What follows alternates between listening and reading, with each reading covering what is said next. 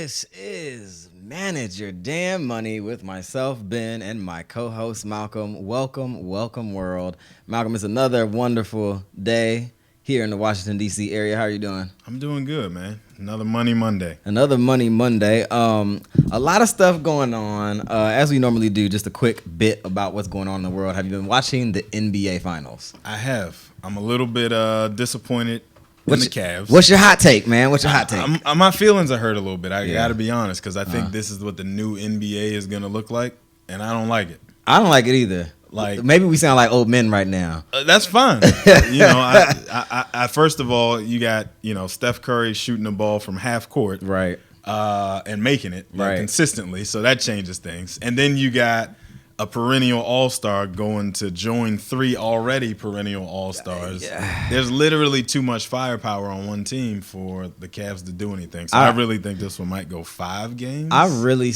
was sitting on the couch yesterday watching that game, like slumped over. Yeah. Because it's just like, this is ridiculous. Like, first of all, and then the consistency at which Kevin Durant in particular makes shots and how effective and efficient he is. To me, that is the part about it that is most absurd and disconcerting. Clearly, we are both would prefer the Cavs to win the championship. Well, I would prefer a competitive finals matchup, if nothing else. Yes, I do want the Cavs to win. Yeah. But I would rather see a more competitive matchup than just, Right. But who knows? People chucking threes from 32 feet away. At the same time, Golden State blew a 3-1 lead last year. Yeah, the story's not over. The story's not over. They have to finish. But that said, even beyond just this particular series, we have to watch this for a while. Right. For the next 3-ish years. 3, maybe Golden 5. State is this team. So, yeah. So now you're going to see a bunch of superstars go to Cleveland so that they can then beat Golden State. That's going to be the only way you can do it in the NBA from here on out. But, of course, we want to remind folks that you are watching and listening. Manage Your Damn Money with Ben and Malcolm. And today we have a really interesting show. The conversation at hand is seeing your home as a property investment rather than as somewhere that you grow up and grow old. So we're going to talk about what we mean by that. But real quick, we had our first email question come in from the internet, and it's a random question sometimes, and we felt like we put it at the front of the show just to answer a question that we got from one of our audience members. The question is from Andrew, and he says, I feel like millennials have a different paradigm on travel compared to other generations. It being a luxury item that you have to spend money on, do you think our view, meaning our millennials, our view of travel will make a difference on wealth building trends for our age group? So I think our views on travel is probably gonna hurt our long-term savings abilities. Okay, that's interesting. What do you mean? Because think about how often you see folks and because you've talked about this before, how often you see folks that will take multiple trips in a year just to flex on Instagram, to take photos in that destination and geotag it. Not even really have that much fun while they're there. They just want to geotag, hey, I'm in Bermuda, or, look at me in Jamaica. So it's not really like an intentional, vacation to relax. It's just about flexing. But then how many thousands of dollars is that you should be putting to the side that doesn't happen because you go on 4 or 5 trips in a year? I'll counter you and raise you this thought. You'll raise me, I guess. If it was, I don't play poker, so I don't even really know what that means. But I take your point, and I'm actually an example of financially irresponsible traveling. Okay, I've done it recently, and I'm about to do it again in another couple weeks for the last time. I'll say that. But there is some really untangible value that comes from traveling and to seeing different places and seeing how other people do things. So I think it is a type of investment because it is something you could talk about around certain tables and job interviews or other things that might come along where there's value to having that experience. Because that's certainly something that indicates a certain type of echelon, if you will. Sure. And if you're able to talk about that experience in that way, then you might be able to move your way in a conversation just a little bit differently. Maybe. I don't have that travel bug. I'm in the process of planning vacation right now, and my anxiety is through the roof. Over what part? Crazy. Spending the money? Well, so taking off time from work, which means I'm not taking time to be productive and make more money. Right. And then I'm spending money. Right. So it's like I'm double wrong. So it like makes me itch and everything to think about taking a week off to go like lay on a beach. You so American, boy. I guess. I mean, I wouldn't make it in one of those countries where they require you to take sabbatical and all that kind of stuff. I wouldn't even be good with a siesta. Oh my god! Like I would be sending people emails while we were supposed to be chilling for an hour, like, and no one would respond. Right. But of course, thanks to Andrew for sending that question in. If you want to send a question in to Manage Your Damn Money for us to answer or to pontificate upon, just send it to info@manageyourdamnmoney.com and we will put it in the next show. So moving right along, as we always do, it's time for headlines. This headline that we pulled, which we've been advertising heavily on the social media channels, Mark Zuckerberg, the founder of Facebook, calls for universal basic income during his May commencement speech to his former, well, he was a dropout, but then he went back and graduated, his alma mater of Harvard University, or now alma mater. Mark Zuckerberg joined a growing course of people raising the profile or the idea of a basic universal income. Zuckerberg was quoted in a Fortune magazine story that I read, where he said in the speech that he gave to that audience, every generation expands its definition of equality. Now it's time for our generation to define a new social contract. We should have a society that measures progress not by economic metrics like GDP, but by how many of us have a role we find meaningful. That's real. That's either deep or profound or self-serving. I'm not sure which one it is coming out of the mouth of Mark Facebook Zuckerberg. So there is a lot of speculation around whether all the positions he's been taking recently are just because he plans to run for some sort of political office. Okay. And so he's trying to gather all these followers, no pun intended, along the way, so that these folks will come out for him in droves when it's election time. He's not like swaggy though. Like, to run for political office, to be a politician, see? You have to have some level of you've been some spoiled kind of swagger. by Barack Obama. I'm not talking about just Barack Obama. You gotta have some kind of swag. Our current president has swag. He has a certain type of swag. Well, you're gonna have to explain that to me on another day, because clearly I don't see it. Okay, fair enough. But my point in that is that, to take the highest office in the land, you can be completely, a nerd and not that much of a people person, and you still make it to get to run the country. So it is not necessarily that. But anyway, I digress. Right. The point is whether or not everybody should be entitled to this guaranteed income just for showing up. Absolutely. And that's actually what we should probably mention before we get all deep into it. The idea of a universal basic income, what is it? It's basically when a government unconditionally pays all citizens a small amount of money to cover basic needs. It has recently gained traction within the tech community, specifically as the phenomena of automation, which we always talk about, and the startup culture continues to take over. I pulled a couple sentences from Wikipedia. It says basic income systems that are financed by the profit. They can be financed by the profits of publicly owned enterprises, often called social dividends, also known as citizens' dividends. So those are two other names for it. Are major components in many proposed models of market socialism.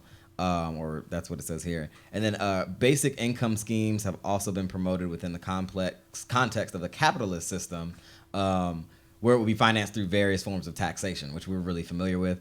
I asked the wife what she thought about it. She said, it sounds like I have to pay taxes for that to happen. So here's what's really interesting about it. The concept has come up, the last few years. Okay. The biggest proponents of it that I've heard so far have been Mark Zuckerberg, right, billionaire, and Warren Buffett, bigger billionaire. Right. And so both of them are also on the side that says billionaires, millionaires, 100 million gazillionaires should be paying more in taxes than what they pay right now. They do say that, yes. So if they're okay with their taxes going toward paying for universal basic income, it's then hard to make the argument against them saying my little bit of taxes shouldn't have to go toward, that in comparison. Do you think there's something like that is possible in the United States? Absolutely not. It is the most un-American thing I have heard this week. Right.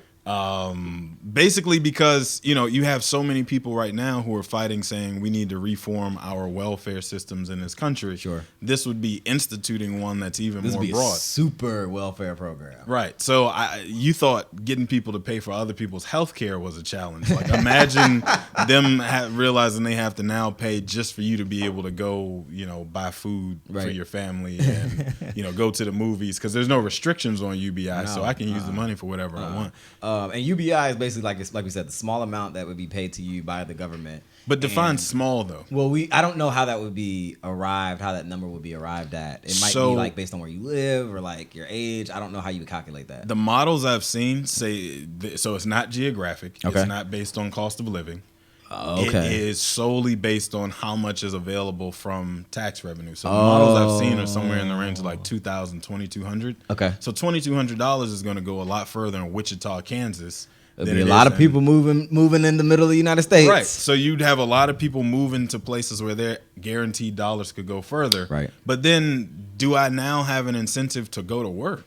I honestly think there will be those who decide like I'm good with this $2,000 per month, right? Mm-hmm. And I'll make it stretch, I'll make it work for the duration of my life, and I'm gonna just chill and paint and do some other things. But I think to Mark Zuckerberg's point, which was a quote, he said, "We should explore ideas like universal basic income to give everyone a cushion to try new things. If I had to support my family growing up instead of having time to code, I wouldn't be standing here today." So he basically makes the point that had he not had the free time as a result of the built-in safety net that he had as a result of his family, right, we wouldn't have Facebook. Sure. And so I think his point is well taken that if your basics are taken care of, it might lead to higher levels of innovation because you're not worried about you necessarily having to cut the mustard, so to speak, to use a Malcolm analogy. I guess, but we have enough social networks as it is. So do we need everybody having the ability to chase whatever their wildest dream is and create whatever That's a fair point. they feel like they've been ordained to do? Because if that's really what you want to do, carve out the time to do it. I hate this phrase, but I'm going to use it because it's applicable. Bootstrap your way to whatever that thing is that you're trying to create.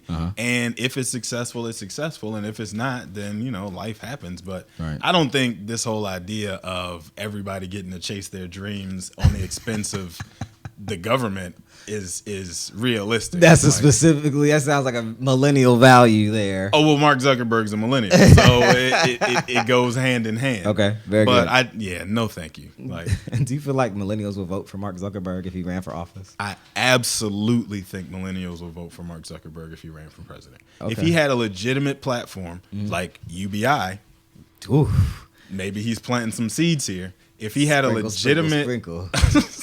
If he had a legitimate plan, I think he could absolutely get some votes just off name recognition alone. Right. Again, look at who we have as president right now. He got there strictly off of name recognition alone and like 2 bullet points on his platform. If Mark Zuckerberg, who's Harvard educated, can come up with 2 bullet points to run on, I'm pretty confident he could win a seat for president. Absolutely. Very good. We want to remind you that you're listening and watching Manage Your Damn Money with myself, Ben, and Malcolm. You can always catch us on iTunes. Just search the iTunes podcast platform or Apple Podcast. Type in Manage Your Damn Money. Leave us a review. Tell us how great and amazing we are. And then also, you can find us also on SoundCloud. That's soundcloud.com/Manage Your Damn Money.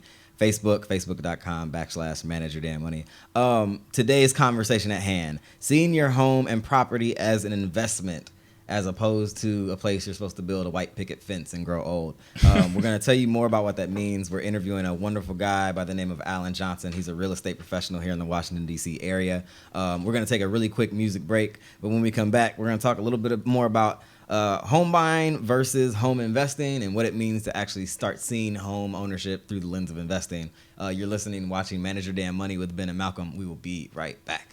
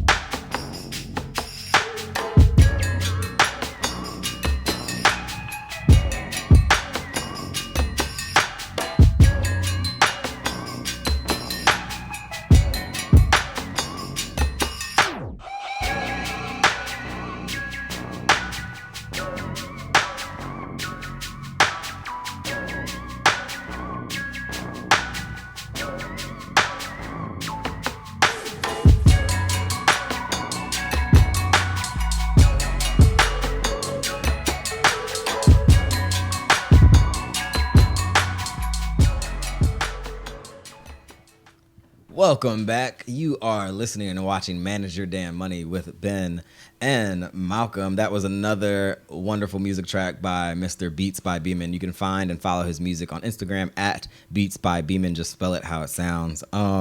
Today, Malcolm, we're having another conversation that's geared towards home buying, but also more specifically geared towards investing. Right. We've been trying to get our hands dirty a little bit more and talking about ways that people can make more money through enterprising ways. And one of those I'm ways, always interested in making more money. aren't we all, right? Rather than UBI. But of course, the American dream is predicated on a few basic things: graduating high school, pursuing a trade or going to college, getting on a pathway to a good job, and then eventually getting married, having kids, and buying a home. That's like the American dream. Typically, home ownership is presented as something you do once or twice, but generally you're looking to live in your first, second, or maybe third home until you grow old. But what if I suggested to you thinking about a home ownership through this lens might not be the most well-informed? What if I told you there are more fiscally responsible and financially advantageous ways to view the purchase of a home? On this episode of NYDM, we are exploring seeing a home buying as an investment rather than just as a roof over your head. So interesting thing, Malcolm, you pointed this out to me earlier this week that June is National Home Buyers Month. Right. So it made it a perfect time to do this show. So shout out to all those who are homeowners or on the way to buying a home. And as I mentioned, we're making a concerted effort here on NYDM to kind of go beyond savings and company-sponsored 401k plans in terms of the discussions we have to help people understand how they can invest and make more money. So real quick, Malcolm, what's the reason behind our seeing property ownership almost strictly through the lens of somewhere to live? Well, I mean, I think it has a lot more to do with like preparation. Okay. Like think of how often, and I don't know how often you've heard this from folks you know who have been through the home buying process and whatever else, but people always have the I wish I would have done X differently. Sure. Like I wish I would have taken the time to really visit the neighborhood I was buying into during nighttime and daytime. Or I wish I had really taken the time to, look at the average appreciation of that particular neighborhood over the last X amount of years. These are all things that you don't care at the time. Right. You're buying the house that you fell in love with that's in the area that's close enough for you to drive home or, that kind of thing. Right. But then you get into it and you see how other people bought a house in a neighborhood that was, $250,000 one day, and then 2 years later it's $300,000, and you're like, well, I don't have that kind of appreciation. I looked on Zillow this morning, and my house went up $4,000. Like, what am I going? So, you're looking at it that way. But if you had planned initially, based on trends and based on the thought process of if we put in X amount of dollars to renovate this house, it'll be a much better investment than just buying this house. Okay. Those things do matter if you take the time to prep them out ahead of time. Right. And even more than just thinking about what it means to prepare and get ready to buy a home, I'm thinking about just like culturally. Like my grandparents, for example, I think have had 2 houses, maybe 3. And I remember the first house when I was a kid, right? And it's the very same, they were there for 15, 20, whatever, how many years. And they switched to a bigger tri-level house. And they've been there for like the rest of my teens through adulthood. And that's like where they're going to be. And they're not moving until some other point in time, right? So like, what is it about culturally that we say a home is for this specific purpose of us living there and nothing else? Well, I don't know about nothing else, but when's the last time you moved? Me personally, a couple years ago. So, how hard it was to move. That's true. From one apartment to another. That's true. Now imagine moving 25 years worth of possessions. That's a very good from point. One house to the next house. That's a very good point. You don't want to do that every 5 real. years, just chasing an additional couple $1,000s here That's and very there. true. Plus, you get settled into your neighborhood and you like your neighbors and they have you over for a barbecue and they make you potato salad. You don't want to have to go through the trouble of meeting new people in a whole new neighborhood and coming up with a new pattern to go to work. But with that said, you can live in your regular family house and approach home buying as an investment differently in that you buy investment property. Okay. And looking at the whole process of becoming a real estate investor differently than just the house that I live in as a family is our investment. Absolutely, absolutely. Some real quick stats about millennials and home buying. SmartAssets.com had an article by Nick Wallace which explored where millennials are buying homes. It was a story that analyzed census data spanning from 2005 to 2014. So in 2005, 43% of adults under the age of 35 owned a home. Today, the rate is just 35%. So that's like a pretty significant drop off percentage-wise in terms of the number of people who are 35 or under who own homes. And then also the story mentioned that millennials aren't buying in big cities. Over the past decade, the home ownership rate among the young adults fell in all but one of America's 25 largest cities. In Boston, it remained unchanged at 16%. So 16% of the young people in Boston own homes. But in all other major cities, it fell. And in several cities, including Portland, Denver, and San Jose, it fell by more than 10%.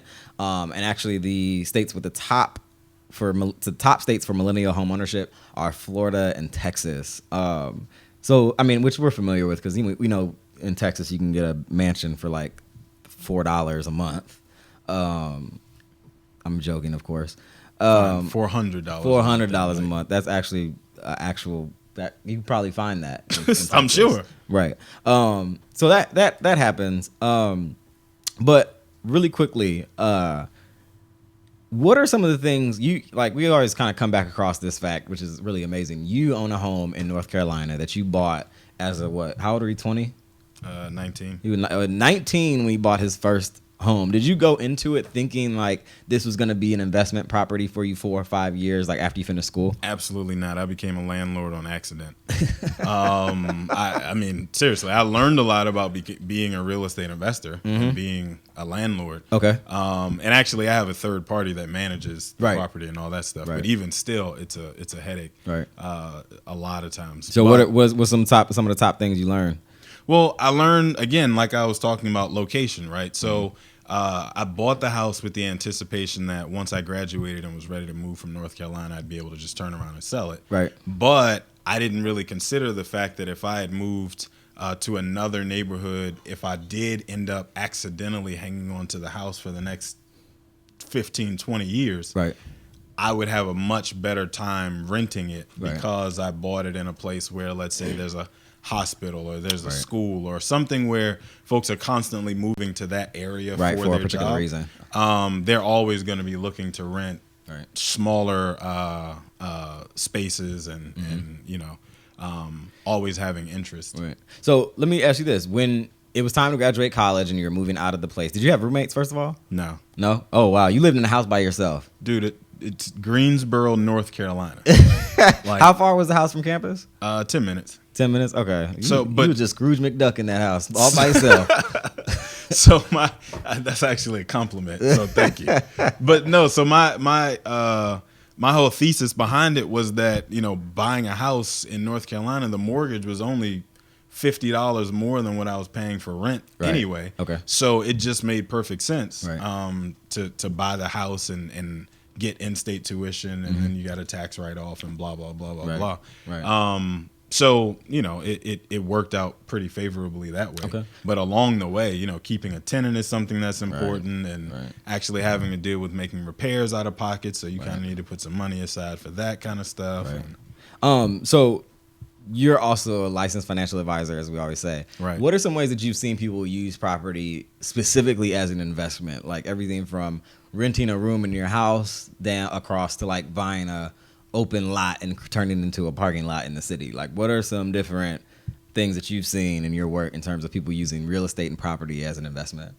So I do see a good number of folks who will buy buildings, so multi-unit buildings. Okay. So and I'm not even talking about like the major facilities like where I live, but like 4 units or Right. 8 units or something like that. And you don't necessarily build it straight up out of the ground, but Right. you buy that property, renovate it, put $50,000 into it. Right. You really only need to have like 50% of it rented at all times, Right. and you're breaking even. Right. So I have seen a couple of clients who will take some cash and do that kind of stuff when you have, you kind of hit that sweet spot where you've got some extra cash coming in. But then I've also seen folks, to your point, who will own land and just hang on to it. Right. And all of a sudden it becomes kind of like that next popping spot. Right. And development goes through you. Right. So you bought that land for, $20,000 20 years ago, Right. didn't think anything of it. Right. And then all of a sudden, Right. now gentrification has come through.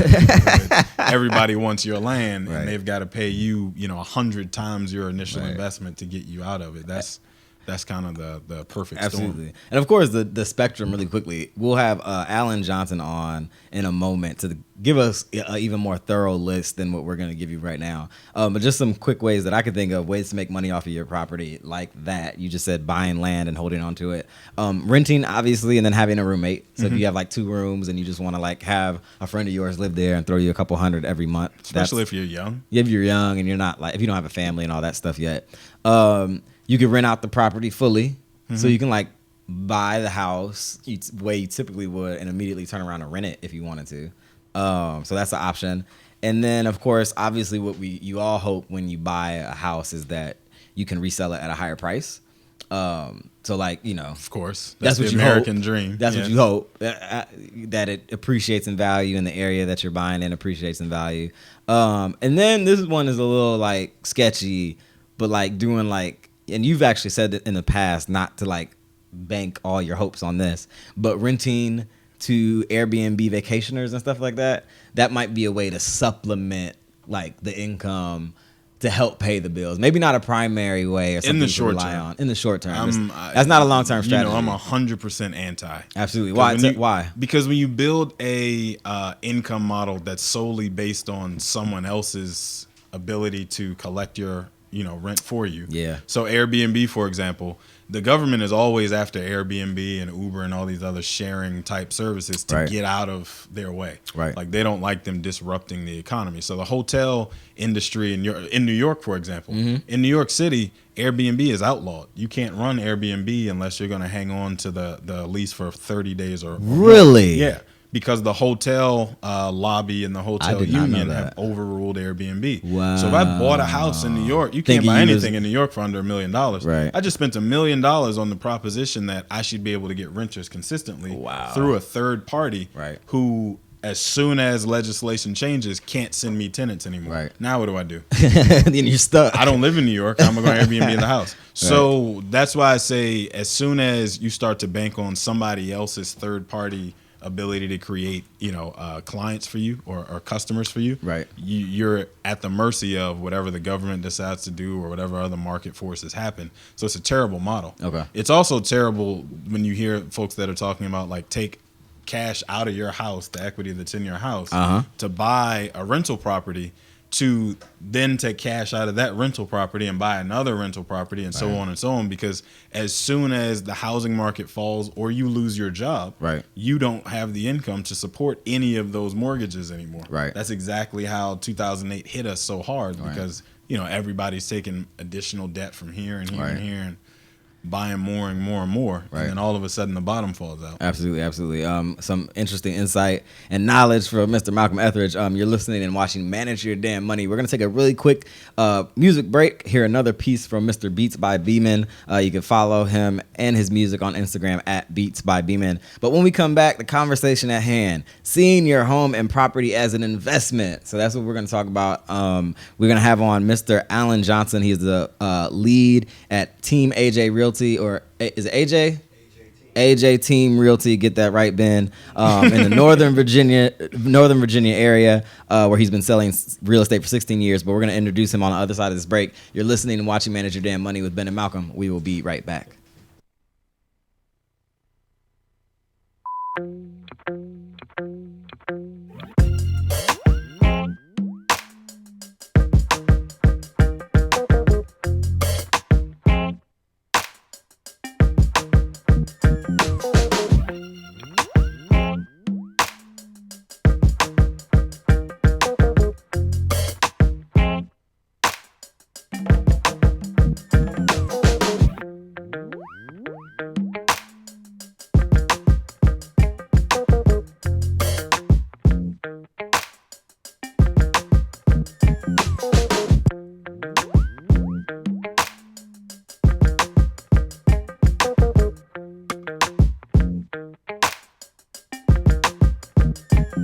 Welcome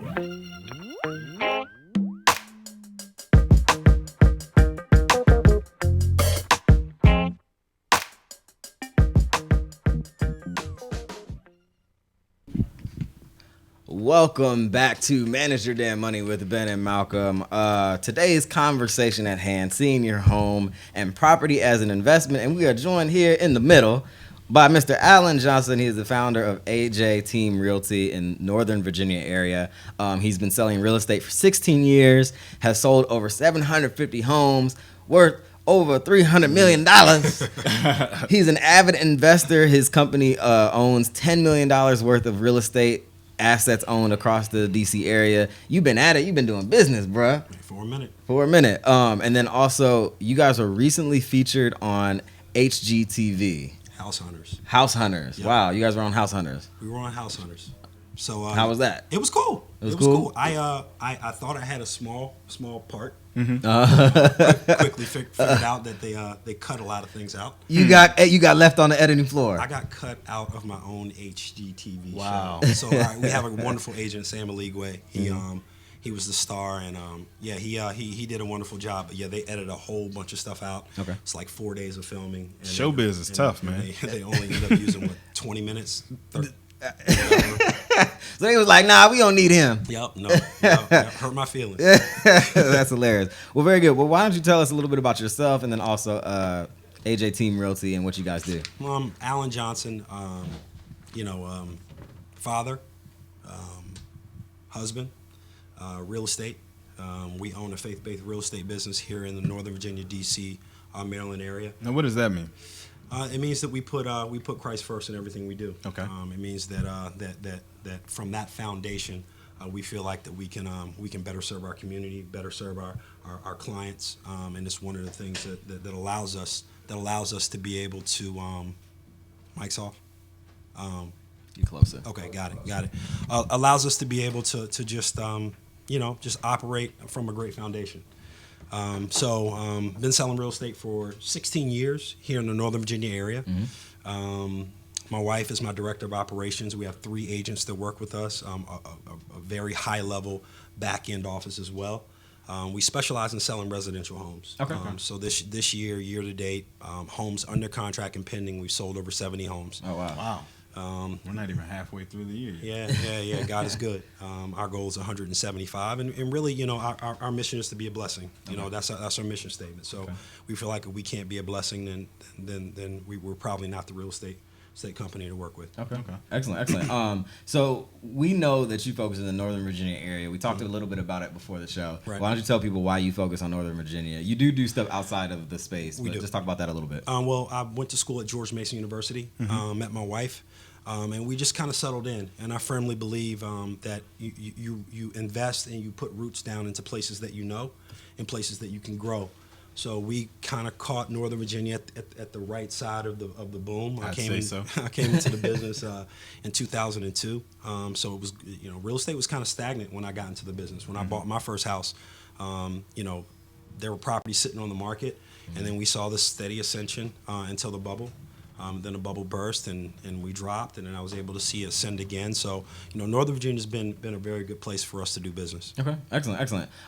So we've been talking about a little bit about kind of the cultural and then just, I don't know what you would call it, but the notion that people see their homes or the home buying experience primarily through the lens of like the white picket fence. Right. Like I'm gonna buy this house, my kids are gonna grow up here, and I'm gonna get gray here, and they're gonna wheel me to the old folks home from this house. Right. Like that's the paradigm for the most part for America. Why is it not that we talk about or see through the lens at all, like, oh, I'm gonna rent this basement out, or I'm gonna rent this extra room out? It's just strictly like, I'm gonna own this home and this is where I'm gonna be. Man, that's a loaded question. I think first and foremost, the phenomenon of real estate as investing has just become popular on TV. Sure. Mm-hmm. Right? So, HGTV with its rise and people buying and flipping properties, what has this been on for maybe the past 5 years, 6 years? So, it hasn't been something that's been widely publicized. Mm-hmm. And then many of the people that we advertise as being millionaires and billionaires aren't like the real estate moguls. Okay. Right? they're like the Zuckerbergs, like you talked about. They're the Buffetts. They're the people who probably made a lot of money in real estate, but we didn't think that they made their money in real estate. Okay. So when you start to unpeel that onion, you'll find that a majority of the wealth in America was built through real estate. Okay. So one question that I have for you, you kind of touched on it for a second, from the investing side of it, because we do watch TV, and some of my favorite TV shows are house flipping shows. So I get it. Mine too. But when you get folks who show up at your door or call you or send you an email or what have you, and they're inquiring about buying a house as a flip, or they're asking you, how can I get into flipping, because you are a real estate investor yourself. Right. So what is some of the first, conversation look like, whether it's the warnings or some of your concerns or hesitancies? I want to see how committed they are to it. Okay. Because what you see on TV is like a 30-minute encapsulation, right? And that is the farthest thing from the reality. So I want to see how they committed are to the actual process of investing, right? How much money do you have saved up? How much knowledge have you done on your own? Are you willing to learn before you start to jump out there? Right. Are you into relationships? Because this is a long-term relationship. It takes us months and months to find and procure property. So I want to know you're someone that's easy to work with. All those things are important. I mean, just do you have any grit? Because you're going to have to look at so many properties. I mean, every deal that we do, I'm probably looking at 50 deals before I find one that's a deal that's going to make us some money. And it takes time, and it takes time away from my family. It takes time away from things that I want to do.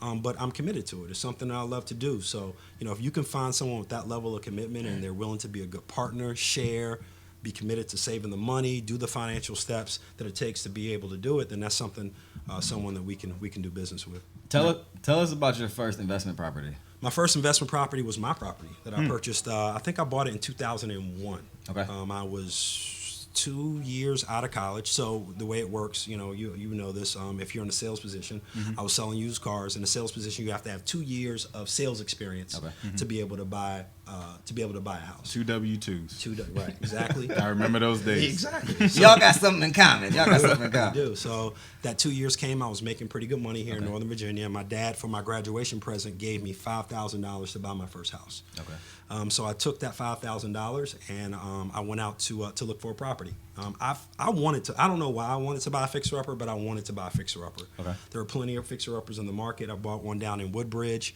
The basement was unfinished. It needed a bunch of carpet. It was a HUD property, so it had been foreclosed on. And I decided I was going to live on the top 2 floors, and I was going to rent out the basement. Okay. So my first experience with contractors, I wanted to do this on my own. Even though my dad had an experience, I wanted to do it on my own. I went through I got this, Dad. Exactly, man. It was only a basement. Ended up costing me about $10,000 more than it should have. Okay. But it was a great experience, right? People go to college to get a PhD level education, and they pay thousands and thousands of dollars, but they don't understand sometimes in real estate and financial, in your financial piece, you're paying a tax for knowledge, right? So, I ended up renting that basement out for I think like $600 or $700 a month. Okay. Which ended up paying 80%, 70% of my mortgage. Wow. Right? That's good. So what that allowed me to do was allow me to step into real estate as an actual real estate agent without having a whole lot of debt over my head. Right. And it just allowed me to kind of step in, and I figured if I could do this once, I could do it again, and we just kind of went on from there. So from the very first one to you deciding that, all right, this is something I'm going to do like legitimately as part of my profession, what does the process look like as far as ramping up? Like, how many houses will you have at one time? How many, or I should say not you, because you've got 16 years of experience doing this, but if you were talking to somebody who's just now looking to get into this, how many properties are too many to have as investment properties at one time for a novice investor? Right. If there is a number. I think it's based on your level of experience, right? How much experience you kind of get through the game. And then, how are your properties cash flowing? So I'm all about cash flow. I want to know how much money am I getting after my tenant pays their rent as opposed to what my mortgage is. So for me, I think the best step for anyone who's younger, someone who's not married or someone who maybe is married, is to buy one property, stay in it for a year or two, maybe buy a fixer up or fix it up, right? And then keep that property as a rental, and then move into your next property, stay in there for a year or two, then move into your next property, stay in there for a year or two, keep building it up. Leave like a that. trail of sorts. Right. And the reason why I like doing that is because those properties that younger people are likely to move into are great rental properties. Right. Right. Okay. So they're properties that are 1 to 2 bedroom condos or townhouses. Those are properties that they were able to leverage with a very little amount of money because, as someone purchasing a property as an investment, you got to put 20% down. Right. Absolutely. If you're purchasing as an owner occupied, you could put as little as 0% down or 3% down. Right. Oh, wow. And have a cheaper interest rate. Wow. Right. So if you can take that property and figure out how to cash flow that property, right? And now you got it cash flow. Now you can just move up. So the way that the banks look at it is they say, okay, you can't move down. Right. They don't. If you buy like a $300,000 property, they're not going to let you move down to a $250,000 property unless it makes sense. Unless you're moving out of the area. Right. But if you start at, let's say, a 200 and then bump yourself up to a 250 and then bump yourself up to a 300 and then bump yourself up to a 350, that's a very natural way of acquiring great rental properties that are leveraged with very little money, have cheap interest rates, and should be properties that are good rental properties. That's really solid. Actually, I didn't even think about that. I like the plan. Talk to me a little bit about the importance of, for someone who's not necessarily trying to do this full time, maybe they're not like a real estate professional like yourself. Talk about the importance of like making sure, or I don't know if it's important or not, a full time job or like a job that continues to pay the basics, or how that factors in to over time creating that trail that you just talked about. So I have a lot of rental properties and I still have a job. Right. So, you have to look at real estate investing as wealth, not income. And that's where the difference comes is most people, they look at TV and they're like, oh, I can make money, I can quit my job. Well, I'm not looking at it like that, right? I'm looking at it like, okay, this is wealth. This is going to be retirement. This is going to be Sydney and Camilla's college fund. This is going to be my wife and I being able to retire at an age where we can still get up and down the stairs. Right? Those types of things. Okay. So millennials now are, Malcolm and I, believe it or not, are millennials. I guess we are. Young bucks. So assuming all financial ducks are in a row for people who are like approaching buying a home, what are the basics to like leading up to that point? Assuming they have that down payment, assuming they have low debt, assuming they have a decent interest rate. What are some other things that they have to think about in terms of getting ready to, even for those who aren't thinking about it through the lens of investing, like what are those basics that you have to be ready for? All right, so I think your audience is sophisticated, right? So I just want to give them some advanced player tips. Go ahead. Right? All right. So when I first bought a property, it was about planning for the worst case scenario. Okay. Right. So my wife and I were getting married, right? So oftentimes people say, oh, go buy a property and it's going to be me and my wife and we want to be on it together. Right. Right. The reason why I think that's not the greatest strategy if you can get away with it is because when the financial market crashed and both people were on the title to the property, the loan to the property, both people's credit got crushed. Right. So why not just buy one property in this person's name, right? And then go buy another property in this person's name, and then go buy another property in this person's name. So if anything ever happened, Alan dropping dimes on manage your damn money. Go ahead. If anything ever happened, right, both of your credit didn't get crushed. Right. Right. And I had some clients that I sat down and talked about that strategy with, and they got it. And when things started to happen in the real estate market, they were able to, their families were still able to do things. Husband's income and credit was protected. Wife had to go back and redo some things or vice versa. So really it's about like strategizing on, what do we want this thing to look like 10 years out? Not what I want it to look like right now. Absolutely. So you made me think about something really key there. So we're just now getting out of that whole 2008, 2009 financial crisis, right? So the waiting period after you have to file for bankruptcy is 7 years to get that to fall off, and then you get to move on like nothing ever happened. Are you just now starting to see an uptick in folks wanting to come out of hiding, so to speak, and buy properties as investments, or do you think people are so scarred that that's no longer a thing that folks are willing to to take on again? So everyone's trying to be an investor these days. Okay. And they've been trying to be an investor for a long. I mean, the real estate market here in the DC area busted in 2008. Right. The market was really relatively flat 2009, 2010. And then people out the woodworks came to buy property. Okay. DC is a special market because we are we're an international hub. Right. So people were looking at real estate from overseas and saying, like, this is a phenomenal investment. Absolutely. You know, I was trying to come to America. Now I can buy that property for half price. I'm taking all my cash and coming over and buying it immediately. So DC, and especially these like DC, LA, New York, Miami, you know, a lot of these areas, you know, you were seeing an influx of foreign cash. Right. So we live in this bubble that's not like the rest of the United States. As far as millennials, I think millennials are still a little bit scarred. I think that, you know, when they look at what happened to their parents, absolutely, and when they start looking at the news, it kind of makes them skittish. And you know, what I found is that, you know, millennials, they'll collect. They want to have every answer before they take the step, right? So we're really careful is what you're saying. Exactly. They want to have every answer. They paint us in such a negative light, Alan. I don't like it. And that is positivity coming from you about millennials. The problem is that sometimes you just got to jump out there. Yeah. Right. Okay. Right. So sometimes you can be too risk averse. Okay. you want every answer. And, you know, some of my best real estate investing, you know, my best deals were things I didn't have all the answers to. Oh, Yeah. wow. Okay. You know, it was just that gut, that feeling.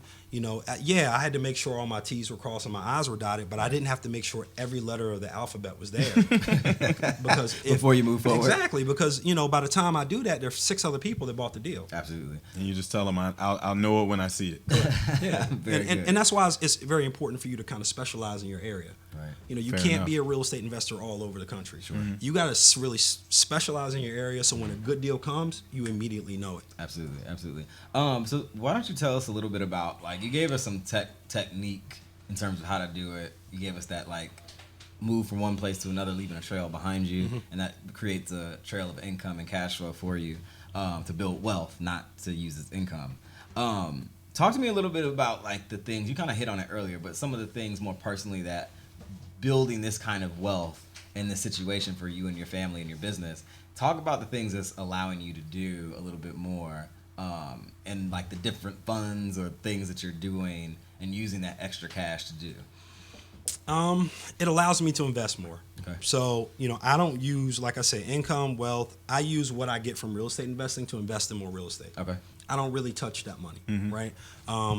I make sure that everything that I get from one deal is going into another deal. I've created a business entity, so I'm able to take that business entity and go get credit lines, right? So I'm able to go access more money at cheaper interest rates because I've treated it like a business instead of treating it like income. Right.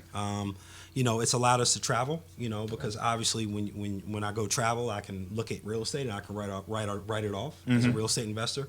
It's allowed me freedom, right? You know, when you wake up every morning and you know that you're creating, you know, a future for your kids and for your wife and hopefully for their kids, it's a real sense of empowerment. You know, they gave us 40 acres and a mule. We wore the mule out and we sold the 40 acres, right? Yeah. You know, so You just described all of DC in a nutshell. right. So, you know, for me, it's a lifestyle, man. Real estate's a lifestyle. Something that I get up, I don't mind. It doesn't feel like work. Right. So. Absolutely. You're listening and watching Manage Your Damn Money. We have Mr. Alan Johnson from AJ Team Realty here in the Washington, D.C., Northern Virginia area. Really quickly, we've been talking about, like, the positive side, right, of real estate investing and how it can help and how it can, like, assert and secure your future and your kids' future and everyone else. What are some risks of using property and homes specifically? What are the risks involved with taking that on and kind of approaching home ownership as a way to make money for your future? Because some people might be like, well, I don't really know what the problems might be. Identify some of those for us. You must have known I was coming with that dark cloud. So for me, it was about like when we got married. Okay. So I bought the property that I was in when I got married as an investment property. Okay. Well, as you know, when you have a wife, her tastes are a little bit different, right? So, you married yet? I Not know yet. all about that life, sir. I know all about it. So different taste. Different taste, All right? But anyway, continue. So she, her stepping into that property, when I bought it as an investment property, was something we had to work through. You know, so it kind of our relationship pressed me to do some different things. We ended up buying a bigger property. Of course, I had to buy it with a little, as an investment again, but it fit her criteria. Property management can be an issue. If you really don't understand property management, I've had some very, very funny stories. We can probably get on maybe a little bit later. Maybe do an outtake of some seriously funny stories about being a property manager. And then time, your tenants call you when on their schedule, not yours. Absolutely. And it always seems to be when you're flying out of town or flying out of the country. The toilet broke. I need pool passes for the HOA. All these things are things that they need when it's on their time and it's not on your time. Okay. What about financial risk? Financial risk. So you remember I told you it was a tax of there's a tax of learning anything. If you want to go to school, you got to pay that tax. If you want education, you got to pay that tax. There's always going to be a tax. You're not going to win on every real estate deal. But if you can win more than you lose, then you'll always end up end up ahead of the game. Right. I've lost on real estate deals. I mean, last year there was a deal in DC up the street that I lost $20,000 on. But I ended up meeting a business partner there that we didn't know we were going to be business partners, and now we flipped 4 or 5 properties. I've made that 4 or 5 times. So you won in the long run. But you got to have you got to go through those experiences to be able to meet those people. And I always say the best partners are the partners that you're still partners after you lose money. Right? Because that's a true test, right? Everyone's all good when you're making money. That's called a spouse. Yeah, right. It's all good. It's all good when you're making money, right? But when you lose money, that's when you really figure out what type of partner you got. Okay. So even in those losses, I feel like God's allowed me to gain. Excellent. So any ideas, advice around where you see folks partnering? And Ben and I have talked about this frequently, where millennials we're kind of starting from behind, if you will, compared to where our parents, grandparents were financially, and additionally, like, they got married a lot earlier. They did a lot of things earlier than we did. So to try and make up some of that ground, are you seeing, or would you recommend folks in that millennial gap like us kind of partner up, team up to get started investing in real estate earlier? Or is your recommendation more strike it out on your own first, learn some of those, hurdles on your own time and your own dime, and then worry about finding partners to forge relationships with? So I would say you buying your first property and doing the model that I told you, buy, live in there 2 years and move up, you can do that on your own, right? I would like to see you have roommates, right? To be able to mitigate some of that mortgage and allow you to be able to stack money to go to the next place. And then also when you're in that type of situation, you're able to manage your property because you're there all the time, right? Or even Airbnb, whatever you want to do with that. And we can talk a little bit. We're doing that with an apartment building in Arlington as we speak. But the bigger deals, like the stuff that's out of your wheelhouse, you got a partner. Okay. Yeah. Excellent. You got a partner. All right. Well, we don't have much time left, but we want to remind people that they've been listening and watching Manage Your Damn Money with Ben and Malcolm. We've been honored to have you on, Alan Johnson. Thank you so much for coming. Very quickly. Much appreciated. Where can people find information about you if they want to learn about AJ Team Realty and you? So Facebook, AJ Team Realty. You can catch me on Instagram, The Nova Real Estate Guy. Facebook. You can hit us there. Excellent. And for our closing, we'd like to remind you that you can always listen and catch all our previous episodes of Manage Your Damn Money on iTunes.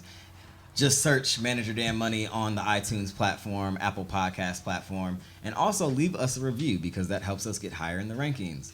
Also, you can find us on Facebook, facebook.com/Manage Your Damn Money, and you can always find us on manageyourdamnmoney.com. Where can people follow you on Instagram and Twitter, Malcolm? At Malcolm on Money. And of course, our company/Ben handle is at MYDM with a 1 at the end of it. We want to thank everyone for listening and watching this show. Alan, thank you so much for coming on. You're welcome, Been sir. a pleasure. Thank you. Absolutely. Thank and you. Until then, be good with your money, and we'll see you later. Peace. Peace.